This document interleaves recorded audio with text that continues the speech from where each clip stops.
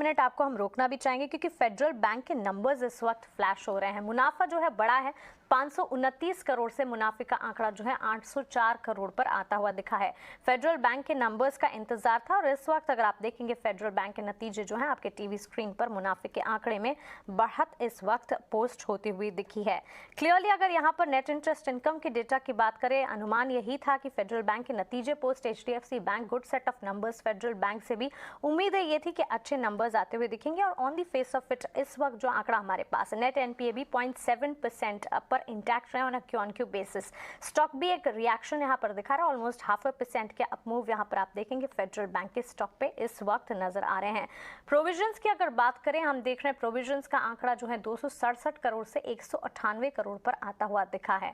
तो मुनाफे के फ्रंट पर नतीजे जो हैं वो काफी पॉजिटिव नजर आ रहे हैं, उसका एक इम्पैक्ट जो कि इस वक्त स्टॉक प्राइस में भी आप देखेंगे। बहरहाल कुछ और चीजें हैं, कुछ और फैक्टर्स हैं जिस पर खास तौर से नजर रखनी होगी। नेट इंटरेस्ट मार्जिन्स के आंकड़े किस तरह से आते हैं, एसेट क्वालिटी पर मैनेजमेंट का बयान क्या निकल कर आता है और साथ ही कमेंट्री लोन अंडर रीस्ट्रक्चरिंग को लेकर मैनेजमेंट की क्या निकल कर आती है। लेकिन इस वक्त अगर आप देखेंगे नेट इंटरेस्ट इनकम का आंकड़ा भी बढ़कर आया है 1540 करोड़ से, ये आंकड़ा भी बढ़त के साथ ही देखने को मिल रहा है और ग्रॉस NPA में कटौती है। तो क्लियरली 1.25% तक की तेजी फेडरल बैंक के काउंटर में शुक्रवार के सेशन में नतीजों से ठीक पहले देखी थी। नतीजों के अनुमान पॉजिटिव थे और इस वक्त नंबर्स जो हैं वो on the face of it अच्छे हैं क्योंकि मुनाफे का आंकड़ा बड़ा है, नेट इंटरेस्ट इनकम में बढ़त है और NPAs घटते हुए दिखे हैं।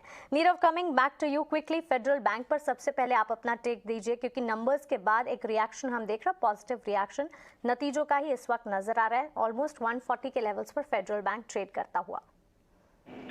देखिए, ओरिजिनल व्यू पॉजिटिव है। एक फ्लैग काइंड ऑफ फॉर्मेशन का ब्रेकआउट है ये स्टॉक में और वो ब्रेकआउट आया है करीब करीब 137 के पास में। ऑल्सो अपना 50-डे मूविंग एवरेज जो है वो रीटेस्ट करके अब ब्रेकआउट आया है। So it's a beautiful pattern. मेरे हिसाब से यहाँ से बाइंग करनी चाहिए। 132 का स्टॉप लॉस लगाना चाहिए on a closing basis. There is a good chance कि 165 170 के जो लेवल्स हैं वो पार करके जाएगा और एक दो दिन के लिए भी अगर आपको लेना है तो 155 तो जरूर आ सकता है।